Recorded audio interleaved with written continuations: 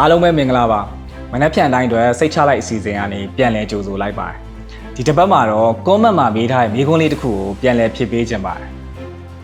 မေးခွန်းလေးကတော့အသက်အာမခံကျန်းမာရေးအာမခံဆိုတာဘယ်နှစ်နှစ်စုရမှာလဲတဲ့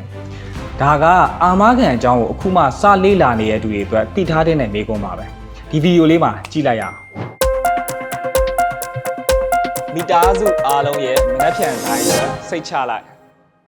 အာမခံဆိုတာမိမိရွေးချယ်ထားတဲ့ policy အမျိုးအစားပေါ်မူတည်ပြီးနှစ်တူနှစ်ရှည်စိတ်ကြိုက်ရွေးချယ်လို့ရပါတယ်။အသက်အာမခံအပိုင်းမှာဆိုရင်တော့ကိုယ့်ရဲ့အနာဂတ်အစီအစဉ်ပေါ်မူတည်ပြီး9နှစ်